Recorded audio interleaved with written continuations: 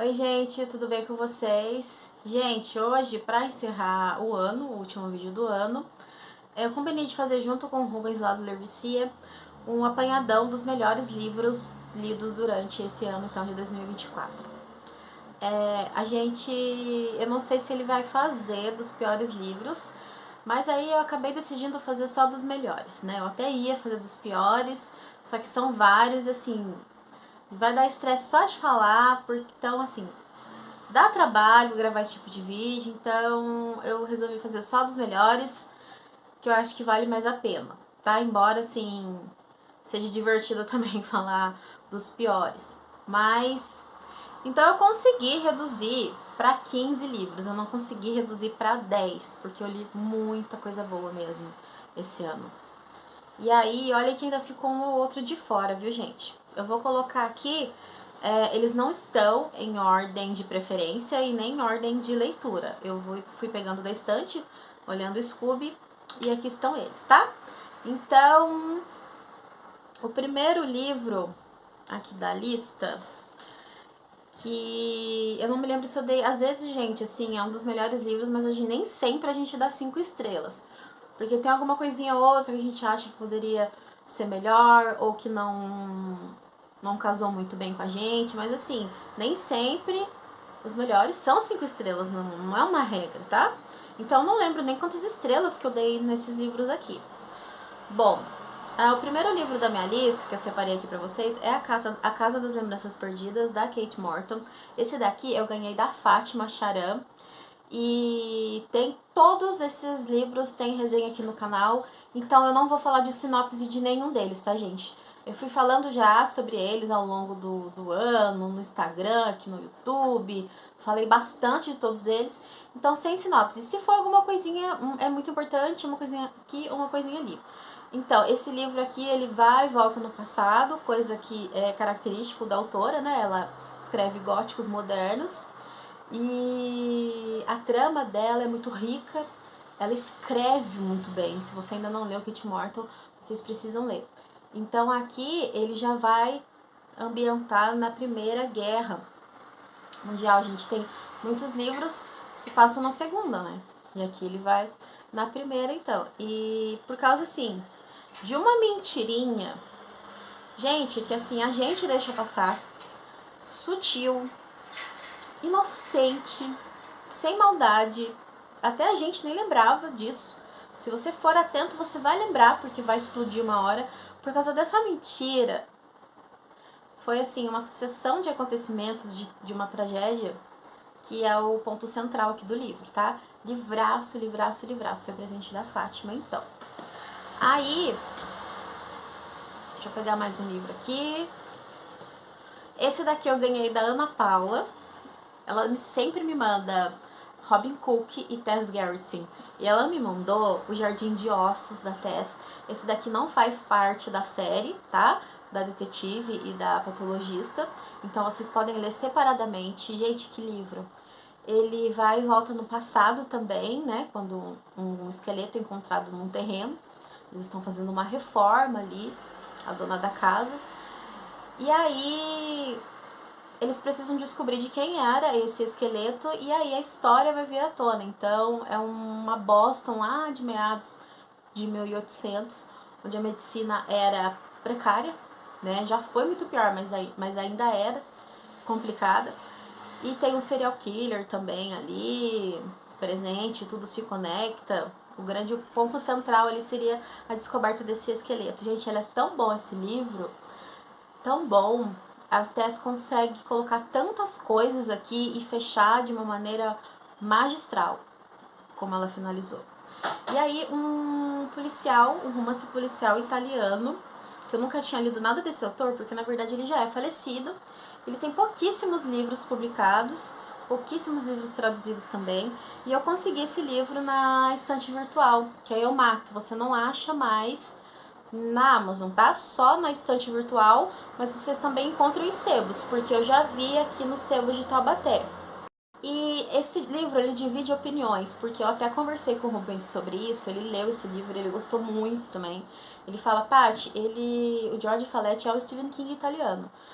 facilmente Stephen King teria escrito esse livro, pela riqueza dos detalhes, pela construção sem pressa de personagens, né, além de uma trama muito cabulosa, onde o assassino ele mata suas vítimas e ele remove a pele do rosto e deixa ali ele liga para a rádio local da cidade e deixa pistas com músicas. Ele sabe muito sobre música.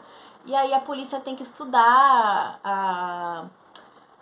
com a ajuda de quem entende de música e tudo mais, para tentar chegar nele antes que ele faça mais vítimas.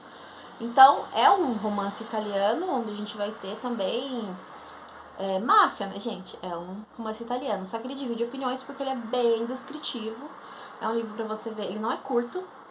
Eu fiz uma resenha bem legalzinha dele, explicando tintim por tintim.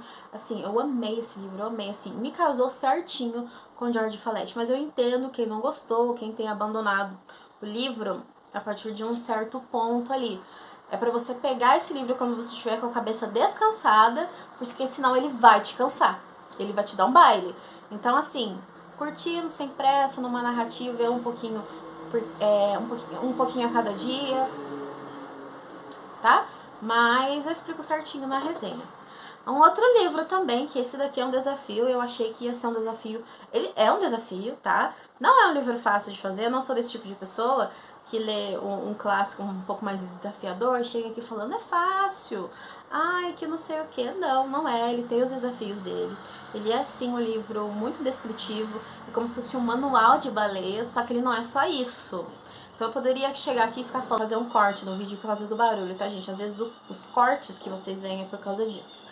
Então eu poderia chegar aqui e poderia falar pra vocês, nossa, que livro, não é nada disso que o povo fala, não, porque não sei o que ele é sim, muito do que as pessoas falam, ele é muito descritivo, ele dá muitos detalhes sobre baleias, então chega no ponto que ele vai te dar uma cansada, mas também não é aquele super monstro de 7 cabeças, que, nossa senhora, ele é sim um pouco difícil em algumas partes, mas eu acho que ele é um livro incrível, incrível. Agora, se você for nas ideias, né, das pessoas, você não lê nada. Então, na hora que você tiver afim, se você tem curiosidade, comece a ler. Mas é bom, não é um livro, é bom a gente saber antes onde a gente está entrando. Não é um livro de aventura em alto mar. É um livro sobre vingança, ele tem muita filosofia, né, tem muitas referências bíblicas também. Então, é bom a gente saber antes o território que a gente está entrando. Mas esse daqui foi um dos melhores do ano. Eu acho que foi 5 estrelas que eu avaliei, né? Então tem diversas marcações aqui, ó, para vocês terem noção. E aí um outro livro também, né, que o pessoal fala que é um livro muito difícil. Eu concordo que esse daqui é um livro difícil mesmo, porque esse autor aqui, ele era um autor de livros teóricos. Ele é erudito, né? Também é italiano. Então você vai encontrar aqui uma narrativa, um policial medieval. Inclusive, ele é um livro dos anos 80, mas parece que você tá em 1300. É impressionante. Eu tenho me lembrava, meu Deus, eu tô lendo um livro de 1980, não parece? Que é o nome da Rosa. Eu fiz um vlog de leitura com spoiler, tá? Então, é um vídeo longo, onde eu conto do começo até o desfecho do livro. Então, aqui também, você tem que saber onde você está entrando. Ele não é um livro fácil. As 100 primeiras páginas, como o autor diz, é um desafio. Quando o livro foi publicado, né, a editora queria que ele reduzisse o livro, principalmente por causa dessas primeiras páginas. Ele disse, não, eu não vou reduzir. Esse livro aqui é para o leitor merecedor, então quem passar das 100 primeiras ali vai ser recompensado e insistir um pouquinho e ir até o final. E de fato, esse daqui, gente, eu acho... Eu não costumo ter livro da vida, não... Ainda mais quando a gente lê bastante, não tem, assim, pra mim, esse negócio de livro da vida. O que tem pra mim são aqueles livros que mais marcam, sabe? Independente de que ano que ele seja escrito, aqueles que ficam mais na memória, que faz a gente refletir mais. E esse daqui foi, entre os melhores, ele foi o melhor livro que eu li até hoje. Sem sombra de dúvida, ele tem todos os elementos que eu gosto, né? O policial, mas ele também tem filosofia, semiótica, tem toda a parte de religiosidade. Então, tem muita coisa que a gente não sabe, que a gente tem que dar uma pesquisadinha. É um livro demorado de ler também, cheio de marcações também. Então, tem o diário de leitura onde eu explico certinho, tá? O filme, ele é muito bom, mas o filme, ele fica... Por ser um filme, né, gente, é muito curto, ele dá um foco mais na investigação ali, nos crimes, né, na Badia. E aqui não, aqui ele vai bem mais a fundo de muitas outras coisas, tá? As Vozes Sombrias de Irena, eu também já falei diversas vezes pra vocês aqui, lá no Instagram, que esse daqui eu li em parceria com a editora VEC, é da autora Mia Sardini, e eu achei essa capa maravilhosa. Aqui, ele vai se passar, pra quem gosta de clima de frio, né, ele vai se passar numa cidade fria, muito gelo, e aqui ele tem um viés mais feminista, ele é um folk horror. Ele, voltando, gente, aqui, ele é um folk horror, então existem lendas por trás, muitos mistérios, ele tem uma pegada de terror ali. E ele, gente, olha, o tamanho dele não quer dizer nada, porque o que ele tem, assim, ele tem 141 páginas, livrinho potente, viu? Muito gostoso de ler, eu achei as cenas descritas muito boas, nessa parte de terror. Aí, saindo um pouco da ficção... Noir Rarefeito, que esse daqui eu ganhei da Su, ganhei da Suane, foi da Su que eu ganhei, o cartãozinho não tá aqui, gente, eu acho que caiu, mas foi da Su que eu ganhei. E aí, que assim, ele te leva, nossa, tantas coisas, né, te leva a refletir o que leva os aventureiros, os escaladores, né, das grandes montanhas, as maiores montanhas do mundo, nos lugares mais frios do mundo, que levam essas pessoas a arriscarem as suas vidas. E aqui, depois que você lê, começa a ler os livros sobre Everest, você para e pensa, você nunca iria, e também você fala para as pessoas não irem. É muito difícil quando você começa a ler, querer ir, porque a gente tenta entender a mente das pessoas, as mentes aventureiras, mas aqui no caso do Everest não dá, sabe? E aqui ele é escrito no ponto de vista do Jon Krakauer, que é um jornalista, mas ele também escalava, ele era experiente. E ele tinha que fazer uma reportagem sobre o Everest. E no fim ele disse que ele ia fazer, mas que ele não ia ficar no acampamento, que ele queria subir. E aí que foi uma tragédia, né, no ano de 1996, tem diversos filmes sobre isso, mas eu recomendo vocês a lerem os livros, tá? Se quiserem saber mesmo com as coisas com profundidade, como aconteceram. Aqui é só no ponto de vista do Jon Krakauer. Tem outros livros sobre outros pontos de vista também. Então, na resenha eu falo certinho pra vocês, com detalhes. Aqui vocês vão aprender muita coisa também. Refletir sobre muita coisa. É super bacana. Continuando ainda com os livros físicos, esse daqui, o Rubens, é o livro que traumatizou o Rubens. Eu acho que ele abandonou o livro, porque o livro ele achou muito doido demais pra cabeça dele, que é A Maldição de Domaran, do Advaide. Eu gostei justamente por isso, porque ele é doido demais. Demais. Mas tinha todos os elementos ali que eu gosto, né, gente?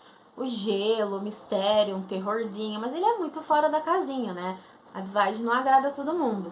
É o desaparecimento de uma garotinha aqui, e aí a coisa ela vai escalonando, porque daí vão atrás de descobrir o que aconteceu, e aí vão ter coisas assim do passado, enfim. Tem resenha certinho no canal, como eu já falei bastante dele, não vou ficar aqui batendo na tecla, né? Do Advaide também, Os Mortos Entre Vivos, é um livrão sobre mortos-vivos, né? Que, por causa de uma pana elétrica, aí retorna o povo aí, lá da mesa de autópsia, das tumbas. E é muito doido esse livro, só que ele vai refletir muito. Eles são 3 arcos, né? E um dos arcos é triste, viu, gente? É triste, é muito emocionante. Pesado, sabe? Emocionalmente falando. E ele aqui, ele não é doido do nível da Maldição de Domarã. Ele é mais... Ele tem mais peso emocional, sabe? Livraço também. E agora eu vou falar dos livros que eu li em e-book, tá? Que eu não tenho aqui em casa. Passando rapidamente, gente. O Último Passageiro, do Manuel Loureiro, tem resenha. É um livro sobre navio amaldiçoado barra navio mal assombrado. Ele já tem um tempo de lançado, muita gente já conhece esse livro. Eu achei super legal. Ele é bem fora da casinha também, é bem doido.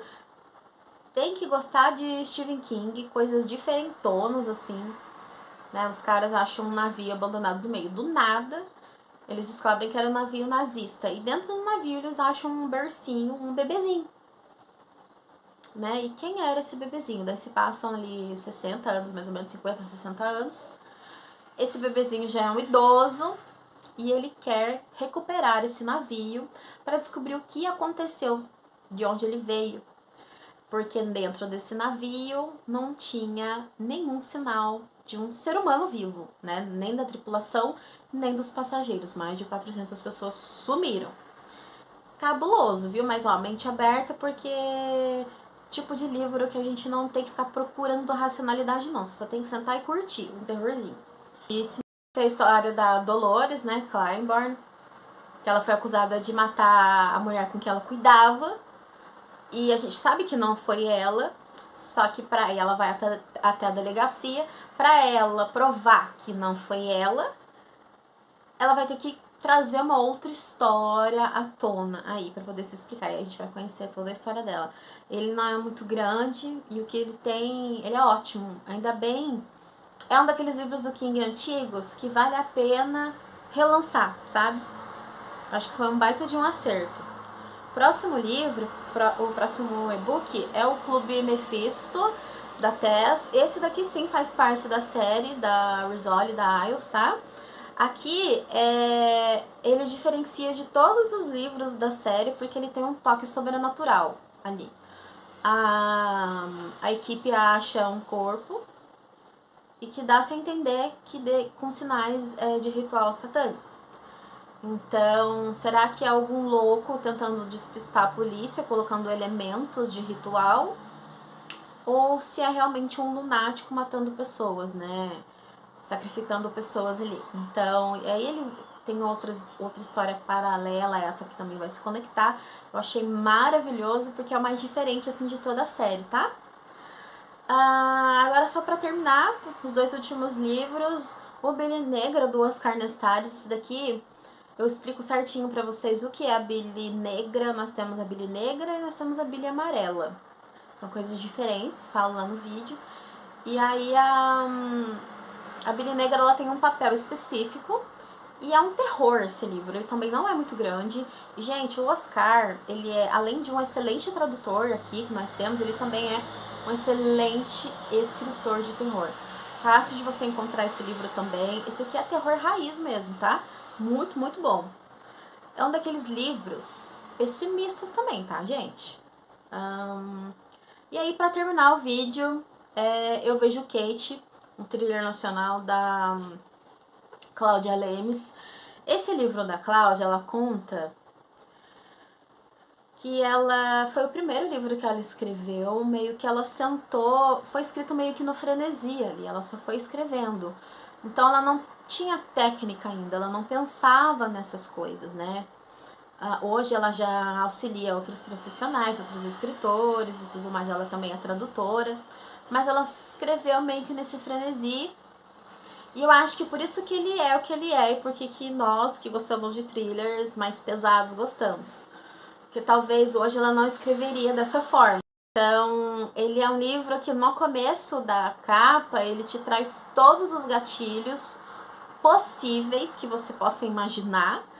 E mesmo que a gente te avise, você vai encontrar mais coisas lá dentro. Então, não é para qualquer leitor, tá? Então, o assassino aqui, ele tem uma presença, ele tem uma voz ali na narrativa. Ele conversa com o leitor, então ele fala tudo o que ele pensa, sem filtro. E é como se ele fosse um fantasma dentro da história. E então isso é também um ponto diferencial, mas ele é muito violento, tá? Então tem resenha aqui no canal também. Gente, esses foram os melhores livros que eu li durante o ano. Tinha mais alguns que eu gostaria de encaixar, mas aí ia dar muito vídeo, então eu consegui reduzir para 15, tá? Me contem aí se vocês leram algum desses livros, se vocês gostaram, se vocês se interessaram para ler agora em 2025, tá bom? Vou ficando por aqui então. Até o próximo vídeo. Tchau, tchau!